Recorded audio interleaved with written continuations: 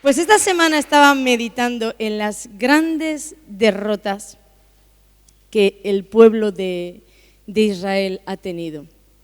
Las grandísimas derrotas que hemos tenido. Me gusta compartiros lo que Dios está hablándome, porque no siempre Dios me da revelaciones, no siempre me habla de cosas escondidas en la palabra. A veces me da lecciones de vida que me las ha dado 30 veces antes. Pero tal vez hay un día que en ese día me entró la administración, o tal vez yo ya me sé la lección, pero Él me la refuerza por una situación que estoy viviendo. Entonces me gusta ponerle oído a lo que está diciendo, porque estoy segura que mucho pueblo está en esta condición. Y vamos tal vez no a escuchar algo nuevo, algo revelador, pero sí vamos a escuchar la verdad de Jesús, de su corazón para nuestro corazón. Amén. Dale ese aplauso, dale ese aplauso. Entonces vamos allá. ¿Cómo puede ser que nosotros, vamos a llamarnos el equipo de los vencedores, los cristianos, podemos fracasar en una guerra que ya está vencida? ¿O cómo puede ser que nosotros, los hijos de Dios, podemos ser derrotados por un enemigo que ya está vencido? Si vemos desde el Antiguo Testamento, Dios Padre Jehová sacó a los hebreos, los instituyó como nación, constituyó una nación.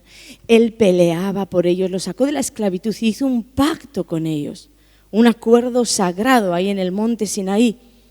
Y era tan sencillo como que Él les prometía que Él iba a ser su Dios, que ningún enemigo podría hacerles frente. En esencia les estaba diciendo: os voy a proveer, os voy a proteger, nadie va a poder haceros frente porque yo soy vuestro Dios.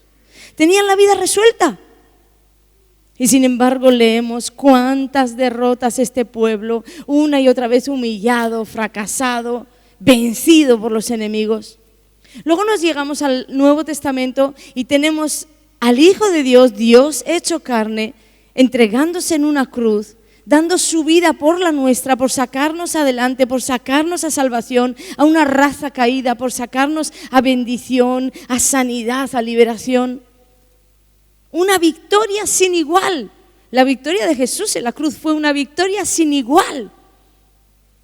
Nosotros somos más que vencedores por medio de Él. Y resulta que vemos la historia de los cristianos nuevamente, en fracasos, en derrotas, enfermos, en cautividad, presos, cautivos o tomados por pecados que se enseñorean de nuestras vidas, por vicios. Otra vez, siendo que somos el equipo de los vencedores, otra vez sentados en el banquillo de los perdedores. Y comencé a pensar en todo esto en esta semana. Y Dios me habló, Dios a veces conmigo es gracioso porque Dios me habló con el fútbol. Yo no tengo ni idea de fútbol, ¿vale? Para los que me están escuchando y son expertos en todo esto, puede hasta que diga alguna cosa que no es, pero te vas a quedar con la esencia. ¿Sí? Porque Dios me habló, le plació hablarme con el fútbol. No veo fútbol, no sé nada de fútbol, pero entraba en la cocina y a mi esposo, al pastor que le gusta el fútbol, estaba ahí escuchando un programa. Yo creo que eran unos cuantos comentaristas y vamos a partir de la base que ni sé ni me importa, ni sé quién es mejor, ni quién es peor, ni nada de nada, pero ellos partían, vamos a decir, de la base de que el equipo que todos sabemos que ha perdido 0-3, el Real Madrid creo que es, ¿no? O el Atleti, que yo ni idea de fútbol, ¿vale? Pero yo estaba allí en la cocina y estaba en el fregadero y estaba escuchando pues la gran derrota que había tenido, pues para ellos, los comentaristas, era el equipo vencedor, ¿de acuerdo? Y entonces estaban hablando y hablando y en un momento me detuve con la curiosidad y le dije al pastor: pero ¿cómo puede ser que están diciendo que el entrenador haya tenido algo que ver? ¿Cómo puede ser que están diciendo que perdieron a causa de su entrenador? Y entonces el pastor me dijo, no, mira, te voy a explicar algunas cosas porque claro, desde lo que yo entiendo de fútbol, yo decía, pobre hombre, desgraciado que lo están ahí machacando y el pobre ni salió al fútbol, estaba allí ni salió al juego y estaba allí con su traje. Y claro, entonces el pastor me explicó y me dijo, no, te voy a explicar algunas cosas. Por ejemplo, en el fútbol, una de las maneras, vamos a decir, en las que tú puedes perder es que eres un equipo que no presta atención, que no tomas en serio lo que tu entrenador te dice. Entonces, tu entrenador te da unas palabras, pero como tú no le tomas en serio, sales al juego y no das el 100%, comienzas a jugar de una manera que tal vez él no había dicho o no le tomaste en serio, ¿de acuerdo? No tomaste en serio sus palabras. Y lo segundo que puede suceder es que tomaste en serio lo que el entrenador te dijo y saliste al juego y lo diste todo, pero resulta que el entrenador se equivocó. Tal vez falló en estrategias o no estaba del todo bien planificado el partido o las estrategias que hizo no eran para el momento. La cosa es que se equivocó y a causa de esto vino una derrota. Y automáticamente seguido pensé, como nosotros, el equipo vencedor siendo vencido. Siempre hay un porqué. Siempre en nuestras derrotas hay un porqué. Y Dios siempre empareja todo lo que yo escucho. Cuando la gente dice, Dios no habla. No, Dios habla tanto que a veces me falta tiempo para anotar todo lo que dice. Dios habla en cualquier situación, en cualquier acción, en lo que ves, en lo que escuchas. Dios siempre está ahí, está hablando. Y generalmente Él, todo lo que me habla, me lo lleva a la palabra de Dios. O a ¿qué semejanza tiene esto con mi vida, con la vida de la congregación? Entonces empecé a pensar en Israel, porque esta semana, como os conté antes, por esa bendita equivocación me estudié toda la vida de Jeremías y la vida o en esa época, la nación de Israel, que era lo que estaba haciendo en esa época. No hay mucho que decir, ¿verdad? Porque Israel en la gran mayoría de las épocas se caracterizaba por esa rebeldía. Y en este tiempo era una de esas épocas.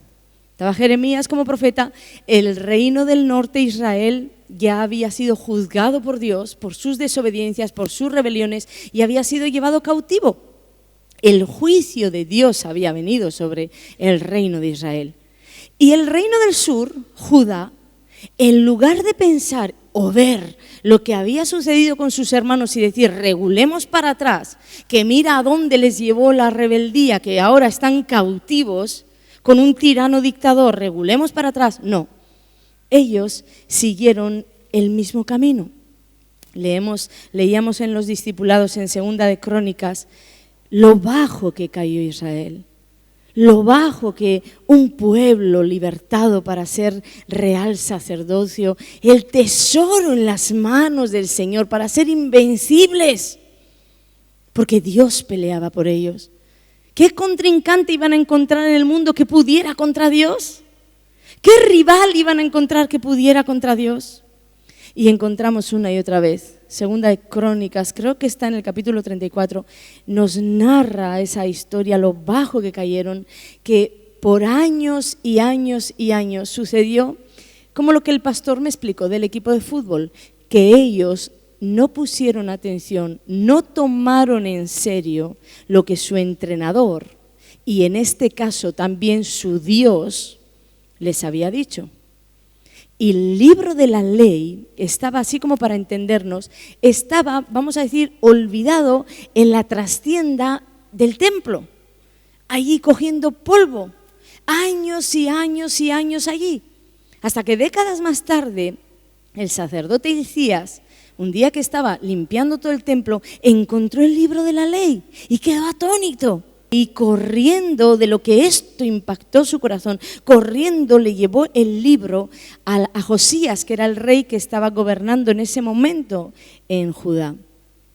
Y llevó el libro a Josías y empezó a leerle todo lo que decía el libro de la ley. Y Josías comenzó a desgarrar sus ropas de dolor. Decir, ¿qué es lo que pone aquí? Esta es la ley de Dios. Josías veía qué lejos se había ido la nación de lo que Dios vamos a decir su entrenador, les había ordenado. Entonces Josías tomó el libro y ordenó que ese libro fuera llevado a leérselo a toda la nación. Todos tenían que escuchar lo que Dios estaba diciendo, lo que Dios había dictaminado, las reglas, las estrategias, los peligros, todo lo que había en aquel libro contenido tenía que ser leído al libro. Y él hizo un voto con el Señor, hizo un pacto diciéndole: Señor, todos nosotros guardaremos tus mandamientos. ¿Qué sucedió?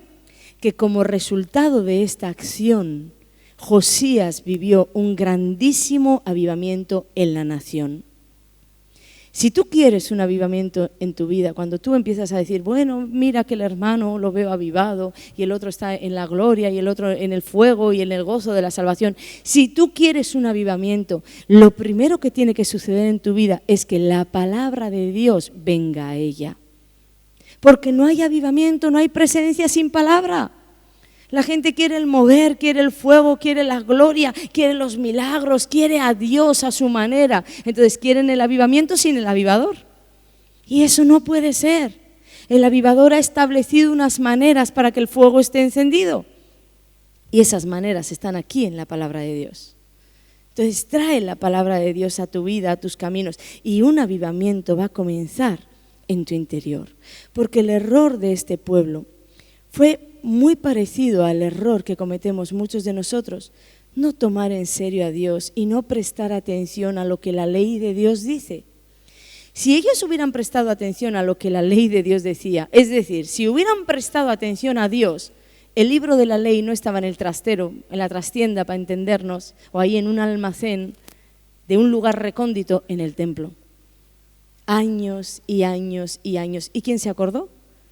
¿Y quién se acordó de que un día Dios habló y que dio unas directrices? ¿Y quién se acordó que había que seguir un camino dictaminado por Dios?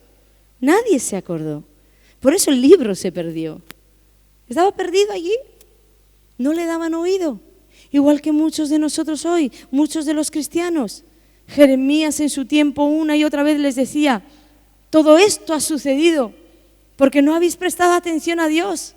Muchas veces tú escuchas de tus pastores, de los líderes, incluso a veces hasta me vienes a decir: escuché una predicación en el YouTube, escuché una predicación que Dios me estaba hablando. Pero ¿de qué te sirve escuchar y no cambiar de dirección? Estamos en lo mismo que estaba Israel. Los profetas hablan y el pueblo no obedece. Tú tienes que accionarte a obedecer, y miles de cristianos hoy en día están con el mismo error. Las Biblias están allí en el cajón de la mesilla, o están cogiendo polvo en la estantería, o como una reliquia en la vitrina. Tienes olvidada la palabra de Dios. La dejaste olvidada en algún lugar de tu casa. Pero la palabra de Dios no es para estar olvidada, porque entonces eres el equipo vencedor, pero has perdido el contacto con la instrucción. Has perdido el contacto con aquellas estrategias que tu entrenador te dio para poder vencer. Has perdido el contacto y entonces comienzas ¿a qué? A no tomar en serio a tu entrenador, no tomar en serio a tu Dios. Y como todos en la vida necesitamos una brújula para saber por dónde está el norte, lo que suele acontecer en los seres humanos es que tú te conviertes en tu propia brújula. ¿Lo has entendido? Todos nosotros necesitamos, para ir hacia el norte, tener una brújula que nos marque dónde está el norte. Pero si tú no tienes la brújula en la mano, entonces tú te constituirás en tu propia brújula, porque comenzarás a caminar conforme a tu criterio. Y tus criterios, la mayoría de las veces, no me voy a atrever a decir que todas las veces tu criterio está contaminado por este mundo, por los valores de este mundo, por las tradiciones familiares, por lo que te enseñaron, por lo que te dijeron, por las vivencias que tuviste, por esa como balanza interior que tenemos, que sopesa todas las cosas conforme a nuestros sentimientos. ¿Tú nunca has oído algo así como: pues yo siento que está bien, yo siento que va por ahí, sí, a mí me da como que buen sentir, y le añade en el corazón, a mí el corazón me dice que sí? Te voy a decir una cosa: mejor no escuches tu corazón, deja tu corazón calladito, que la Biblia dice que engañoso es el corazón y perverso más que todas las cosas. Pero tenemos como esa brújula que nuestros sentimientos nos dicen o nos hacen sentir cómodos, nos hacen sentir bien y comenzamos a dirigir nuestras vidas conforme a nuestro criterio. Es decir, tú haces las cosas que están bien porque a ti te parecen que están bien, pero es que resulta que puede ser que esas cosas que tú crees que están bien no siempre están bien. Hay muchas personas que hacen las cosas mal y las hacen a sabiendas. Quebrantan las leyes de Dios, andan en negocios que no son del todo legales, engañan a la esposa, al esposo. Hacen las cosas torcidas y quebrando las leyes de Dios y las hacen a sabiendas porque saben dónde está el bien, pero desean hacer el mal. Y bueno, todos sabemos que esto es camino de perdición y que esto es malo y que es peligroso porque uno nunca sabe cuándo va a llegar el final y ya no hay vuelta atrás. Pero igual de peligroso, igual de malo es el juzgar por nosotros mismos lo que es correcto o lo que es incorrecto sin consultar con Dios, sin consultar con lo que Dios tiene para decir referente a ese asunto. ¿Lo has entendido? Igual de malo que aquel que dice yo quiero vivir como quiero y quiero hacer lo que quiero y hago el mal porque me gusta y porque quiero. Igual de malo es aquel que dice no, yo juzgo que esto está bien porque yo creo que está bien y no ha consultado si Dios dice o tiene la misma opinión que él. ¿Qué dice Dios al respecto? Ya sabemos que tu corazón dice que eso está bien, pero ¿y qué dice Dios al respecto? Juzgar por nosotros mismos lo que es correcto es igual de malo que aquel que está torcido y está queriendo hacer el mal. Si tú no tienes en tu vida una fuente fidedigna, veraz, infalible, que te marque por dónde tú tienes que caminar, si tú no tienes eso en tu vida, te vas a poder perder. Porque tu propio criterio no va a ser suficiente, porque tu propio criterio no es infalible. Mira, para algunos lo que tú haces estará bien y para otros no estará tan bien. Entonces, si no tienes esa fuente, esa verdad infalible que solo está en Jesús, ¿cómo vas a saber que lo que estás haciendo está bien? ¿Cómo vas a saber que lo que estás decidiendo para tu vida está bien? Si el único criterio que tienes es el tuyo y es el que tú crees que está bien.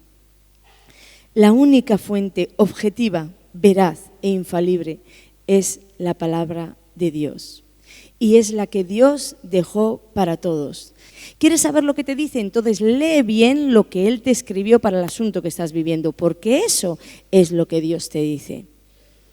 Y si tú vienes a decirme que a ti Dios en un asunto determinado te dio una instrucción que no está en la palabra de Dios, de verdad déjame decirte que los sentimientos, la balanza en tu corazón se está inclinando a lo que tu corazón siente.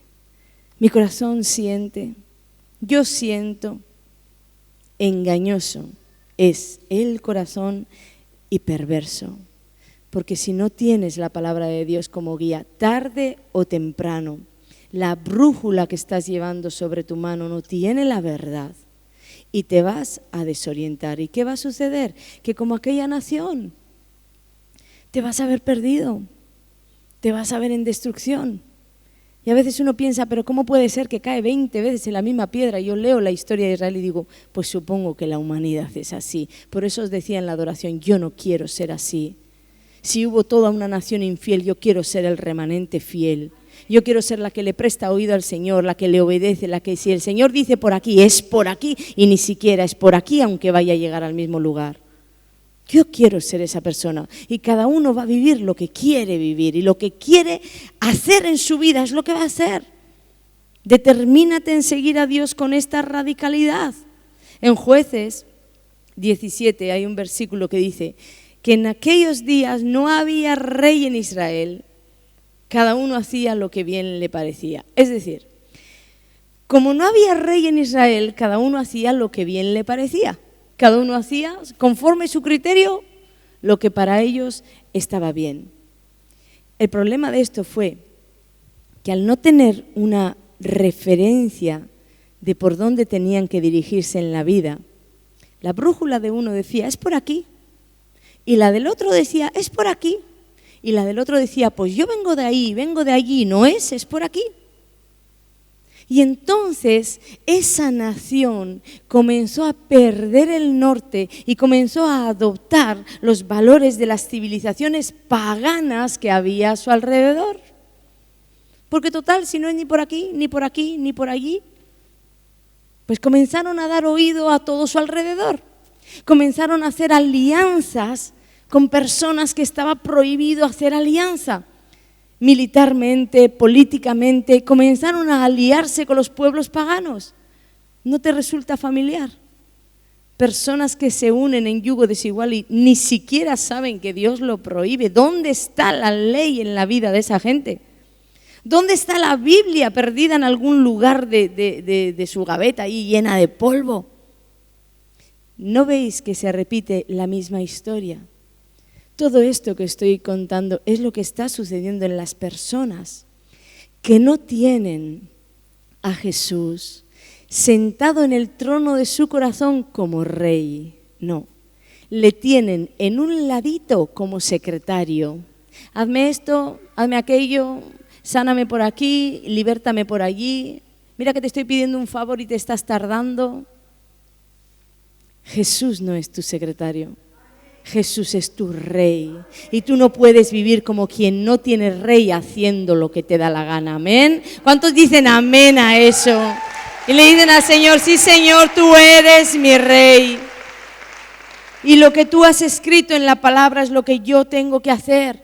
Porque si tú no tienes esta referencia, vas a comenzar a hacer lo mismo que hizo Israel. Vas a comenzar a desviarte, vas a comenzar a hacer alianzas con quien no debes, vas a unirte sentimentalmente a quien no debes, vas a unirte en los negocios a quien no debes. No estoy hablando de que sea buena gente o mala gente, no te estoy hablando de eso, te estoy hablando que tú eres hijo de un Dios que ya tiene una ley. Y que tú decidiste voluntariamente servir a ese Dios. Pues si decidiste hacerlo, entonces sujétate a la ley de Dios. Sabemos a dónde nos va a llevar el otro camino. Sabemos que vamos a terminar, la historia está escrita y se repite una y otra vez, una y otra vez, una y otra vez. Terminarás dejando al Señor. Terminarás en los carnavales, terminarás en las discotecas, terminarás perdido detrás de una filistea, de un filisteo, con unos hijos que están divididos porque su madre dice una cosa y su padre dice otra. Ese es el fin de la historia de todos aquellos que no quisieron dar oído a Dios. No te vayas a creer que tú vas a ser diferente. Vas a pasar por el mismo fuego de dolor. Vas a pasar, no te estoy hablando de la prueba que te purifica para ponerte más arriba. Te estoy hablando del dolor, de la frustración, de la pérdida. Y escucha algo, que todos aquellos, Israel, confiaba en la religión, por decirlo de alguna manera, confiaba en el templo, cuando ya tuvieron la ley de Dios, confiaban en la ley, en el libro de la ley, pero en realidad sus corazones no buscaban el rostro de Dios, no buscaban obedecer al Señor. Y me llamó la atención algo, tremendamente, porque cuando el libro de la ley fue encontrado por el sacerdote Hilcías, el profeta comenzó a exhortar al pueblo y a decirles, escuchar, dar oído a todo lo que dice este libro, porque todos los males que estáis viviendo son consecuencia de lo que dice en el libro. Es que ahí te dice que si haces esto va a suceder esto, y si haces esto va a suceder esto, y es que es todo lo que te ha sucedido. Y él comenzó a decir a aquella nación, mira, que no es sacrificio, que no son holocaustos, que no es que tú vayas a cumplir todas las normas externas de ir al culto, de traer los sacrificios, los carneros, que no es nada de eso, que Dios lo único que demanda de ti es obediencia. Y Jeremías hablaba a un pueblo que no escuchaba, hablaba y hablaba a un pueblo que no escuchaba, porque independientemente del avivamiento fugaz que hubo con Josías, cuando Josías murió, sus dos hijos parecían más paganos que los paganos y volvieron a lo mismo, a la maldad, a la rebelión. Entonces Jeremías le tocó vivir ahí diciendo, no es nada de esto lo que Dios busca. Y era verdad que Dios había pedido sacrificios, pero Dios no quería sacrificios de gente desobediente. Dios quería sacrificios de gente obediente, de gente que primero tenía el corazón puesto en Dios y por eso sacrificaban, hacían holocaustos y hacían ayunos a Dios. No de gente que no quería nada con Dios y luego se ponían a hacer sacrificios, ayunos. Dios siempre ha antepuesto la obediencia por encima de todas las cosas. O también les llegó a decir, no os vayáis a contentar con que tenéis el templo y tenéis la ley. Y aquí Dios tocó mi corazón. No vayáis a contentaros, les estaba diciendo, mira, quiero leeroslo.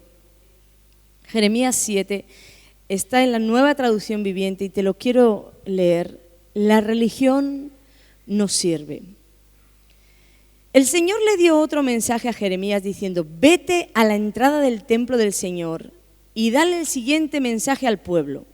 Hemos dicho que el Señor nos quería hablar, ¿verdad? Ahora es momento de que abras tu oído espiritual, amén, porque la palabra de Dios no pasará.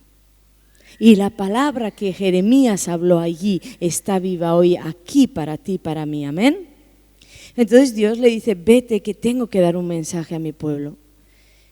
Oh Judá, escucha este mensaje del Señor, escúchenlo todos ustedes que aquí adoran al Señor.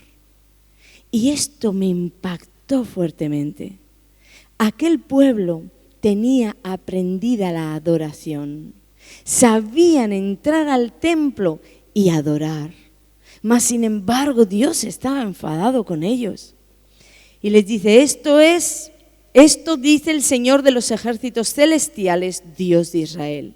Incluso ahora, aunque adores, aunque estés aquí en el templo metido adorando, incluso ahora, si abandonan sus malos caminos, les permitiré quedarse en su propia tierra. Pero no se dejen engañar, a veces nos dejamos engañar por nuestro propio corazón. No se dejen engañar por los que les prometen seguridad, simplemente porque aquí está el templo del Señor. Ellos repiten, el templo del Señor está aquí, el templo del Señor está aquí. Y en un momento escuché que Dios me decía, la presencia de Dios está aquí, como yo lo suelo decir. La presencia de Dios está aquí, la presencia de Dios está aquí. Y me di cuenta que esta gente vivía lo que tú y yo vivimos. Tenían el templo, el arca, la presencia de Dios con ellos. Y se jactaban de decir, el templo de Dios está aquí, la presencia de Dios está aquí. Tenemos el libro de la ley, somos los escogidos del Señor. Con más motivo tenía esa gente que obedecer al Señor. Con más motivo, tú y yo tenemos que obedecer a Dios. No te jactes de decir, yo asisto a un culto, asisto a una iglesia donde Dios se mueve poderosamente y después tengas una vida ahí afuera como los paganos. Porque eso no va a agradar al Señor, versículo 5, pero seré misericordioso, porque muchas veces venimos, Señor, tu misericordia sea sobre mí, venga tu sanidad sobre mi vida, ten misericordia de mí, ten perdón. Seré misericordioso únicamente si abandonan sus malos pensamientos y sus malas acciones. ¿Cuántas personas llegarán a este lugar y dirán, la presencia de Dios está aquí? Y sus pensamientos están llenos de mal y sus acciones están llenas de mal. Versículo 8, no se dejen engañar, ni crean que nunca tendrán que sufrir porque el templo está aquí. Es mentira. ¿De verdad piensan? Dios les estaba diciendo, ¿de verdad piensan que pueden robar, matar, cometer adulterio, mentir, quemar incienso a Baal y a los nuevos dioses que tienen y luego venir y presentarse delante de mí en el templo a repetir, estamos a salvo, solo para irse? Mira lo que Dios dice, solo para irse a cometer nuevamente todas las mismas maldades. Dios les estaba diciendo, ¿de verdad creéis que podéis venir delante de mi presencia, adorarme, decirme que soy maravilloso, bueno, glorioso y que estáis a salvo? Para después salir del lugar e irte a fornicar, irte a adulterar, porque habla de pensamientos. irte a robar, irte a mentir ahí afuera, habla de mentiras, irte a hacer estafas, irte a vivir acomodado a como el mundo vive, tratando los asuntos como los israelitas. Tanto habían perdido la ley de Dios, tan perdida estaba en sus corazones y en sus mentes, que ellos trataban todos los asuntos de la vida como los paganos. Entonces, cuando tenían una disputa, ya no pensaban en cómo Dios haría para arreglar esta disputa o cómo tenían ellos que caminar en esa disputa. Ellos todo comenzaron a hacerlo como los paganos. Tomaron los valores de los paganos. ¿De verdad tú piensas que podemos vivir así? Yo creo que Dios ve más allá de lo que tú y yo podemos ver, porque Él ve el corazón. Y termina diciendo, ¿no reconocen ustedes mismos que este templo, que lleva mi nombre, se ha convertido en una cueva de ladrones? Les aseguro que veo todo el mal que ocurre allí. Yo, el Señor, he hablado. Dios ve tu corazón, la intención de tu corazón. Cuando cantas, porque cantas. Cuando saludas, porque saludas. Cuando hablas, porque hablas. Detrás de absolutamente todo lo que el ser humano hace hay una intención. Y Dios la ve. Y lo único que Dios demanda de ti no es que seas perfecto, sino que seas íntegro. Que seas íntegro en querer obedecer su ley. Mira que ni siquiera te dice que siempre lo superes, siempre des en el blanco y siempre aciertes. Que nunca peques. No, Él no dice de nada de esto, pero Él quiere que des oído a lo que tu entrenador te dice y que salgas al campo a jugar al 100%. Eso es lo que Dios demanda de ti. Lo contrario está escrito y está establecido. El resultado de la desobediencia, tanto en el Antiguo Testamento como en el Nuevo, siempre fue la muerte, la pérdida y el dolor. Siendo el equipo vencedor, experimentamos fracaso, derrota y dolor. ¿Por qué? Por no haber atendido lo que el entrenador tenía que decir, por no haber dado oído a Dios, no tomar en serio lo que Dios tenía que decir. Pero después había otro punto con el que Dios me habló, y era que el entrenador falla en las estrategias, no planifica bien el partido. Y entonces yo le decía al Señor, ¿cómo voy a encajar esto en mi vida? Porque tú eres alguien que nunca fallas. Y Él me dio la respuesta en Santiago 4. En el versículo 7, donde dice, someteos pues a Dios, resistid al diablo y huirá de vosotros. Y en el original griego, someteos era un término militar que significaba organizar las tropas bajo el mando de un líder. Organizar las tropas bajo el mando de un líder. Es como si Jesús fuera nuestro general y estuviéramos bajo su mando. Entonces, cuando tú y yo nos sometemos a Jesús, entonces ya no tenemos el control, no tenemos el mando, ¿no? Es Jesús el que ha tomado el mando y que gracias a que Él tiene el control, nosotros vamos a poder tener la fuerza para enfrentar un enemigo que de otra ninguna manera íbamos a poder enfrentar, y no solo de enfrentarlo, sino de hacerlo huir. Eso es lo que dice el versículo. Déjale el mando al Señor, deja que Él sea el general, deja que Él aliste las tropas, deja que Él te cuente la estrategia, deja que Él te diga por dónde vamos a ir en la batalla, y entonces Él mismo te da la garantía que como es Él el que dirige y Él no conoce la derrota, tú vas a vencer. Enfrentarás tu enemigo, lo resistirás y huirá de ti. Pero ¿qué sucede? Que la gran mayoría de las veces, por no decir todas, olvidamos esa pequeña parte del versículo. Y todos nos sabemos de memoria, resiste al diablo, hermana, hermano, y de ti huirá. ¿Cuántas veces has dado ese consejo? Vamos, dilo. ¿Cuántas veces has dado ese consejo? Te viene el hermanito o la hermanita, me está pasando esto, mira, Satanás se me ha levantado, resístele, porque la Biblia dice de ti huirá. la próxima vez que te vengan a pedir oración por algo, porque Satanás se les ha subido a la chepa, pregúntales, ¿cumpliste la primera parte? ¿Cumpliste el someterte a Dios para poder orar, para resistir y que Él huya? Porque si tú no estás cumpliendo la primera parte, de nada servirán las oraciones, los ayunos, los sacrificios que tú hagas en la presencia de Dios. Porque no hay poder sobre el poder de Jesús. Pero si el poder de Jesús no está en tu batalla, no hay victoria que vayas a tener. Pregúntale, hermano, con amor te digo, ¿cumpliste la primera parte del versículo? Someteos pues a Dios. ¿Dejaste que en tu vida Él fuera el general?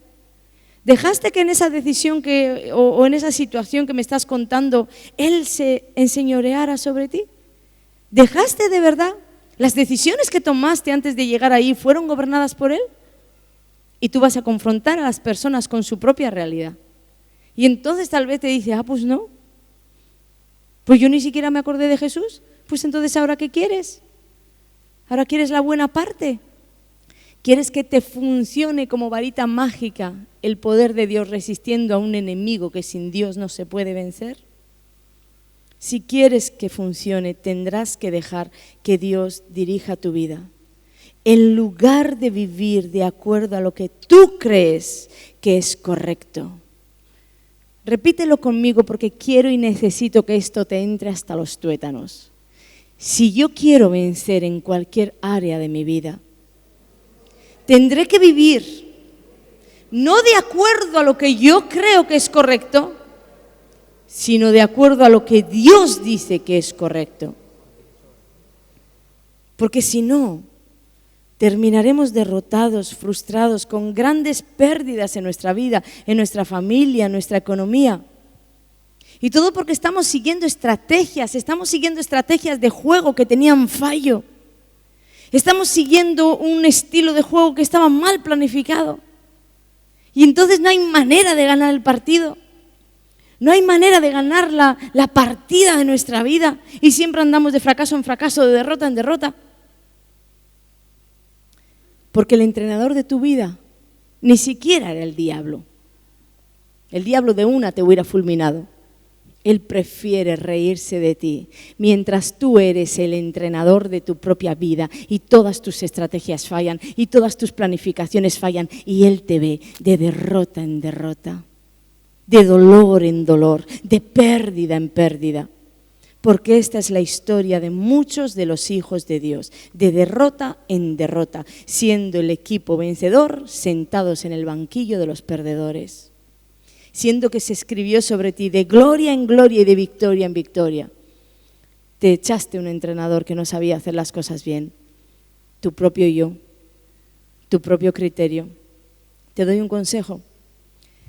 Encontré en las bienaventuranzas de Jesús que la primera bienaventuranza que Jesús dio verdaderamente les estratega. Porque encontré que en esa primera bienaventuranza creo que está el inicio del camino de nuestra victoria. Mateo 5, versículo 3.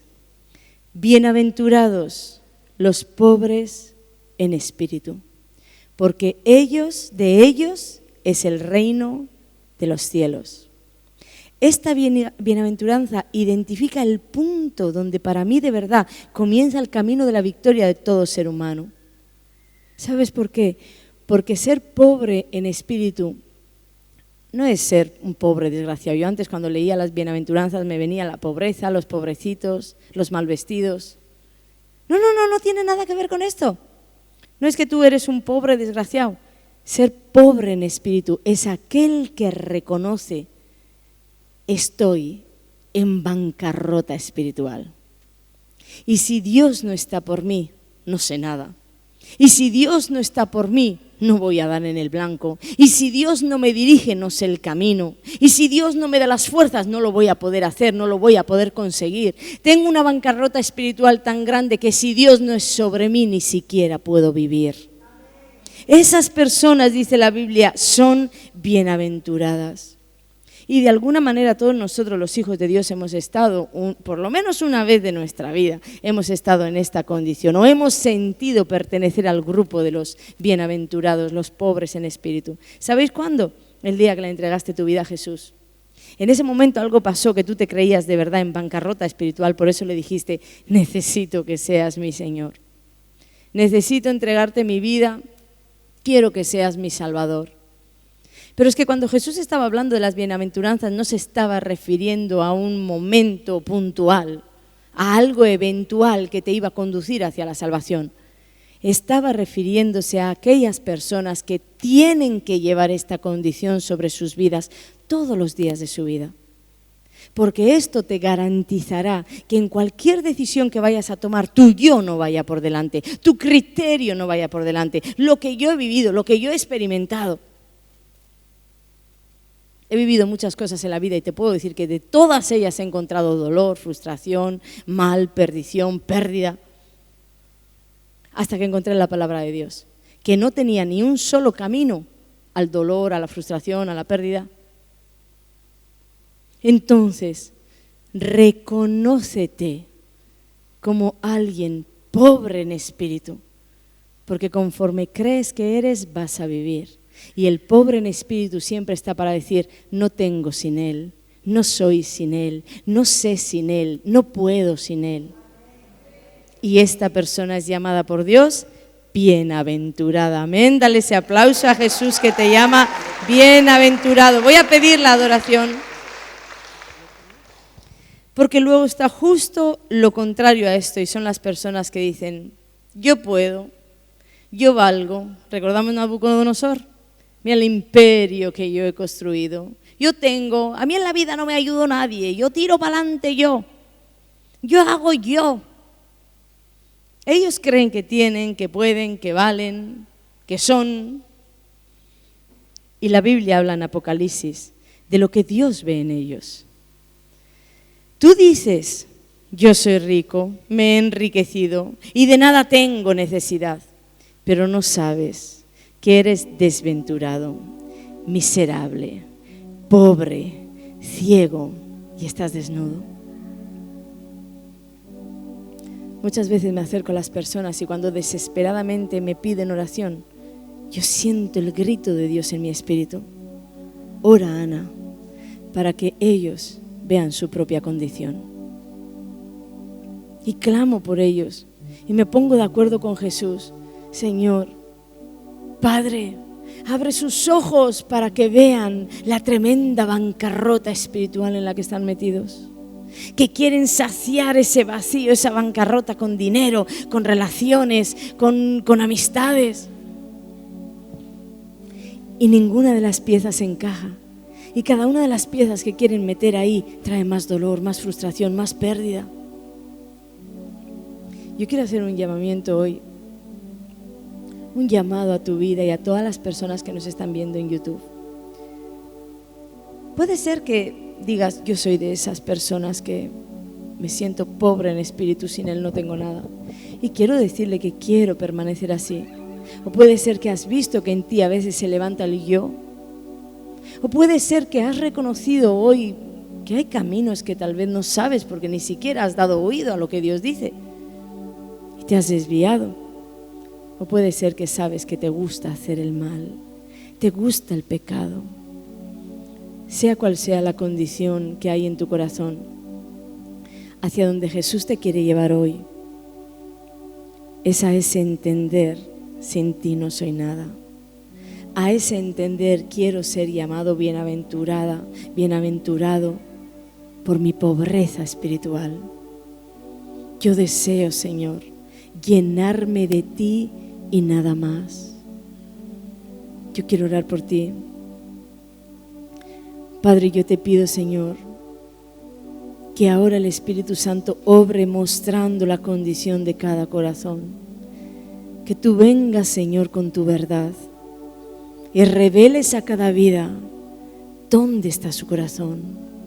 Reveles los caminos de aquellos que están siguiendo su propio criterio. Reveles los caminos, muestres los caminos torcidos que han de enderezarse. Muestres a aquellos que están siguiendo la balanza de su corazón, que siempre se inclina a lo que ellos consideran mejor, porque sus sentimientos dicen, siento que esto es lo mejor. Enseña a quien anda caminando detrás de tradiciones, detrás de vivencias, detrás de lo que han vivido, lo que la vida les ha enseñado, pero no es tu verdad. No tienen en sus manos la brújula que les va a llevar al norte, a la verdad. Yo te pido, Señor, que desciendas ahora para hacernos ver y que los ojos de mis hermanos y mis propios ojos sean abiertos a tu verdad. En el nombre de Jesús. Amén.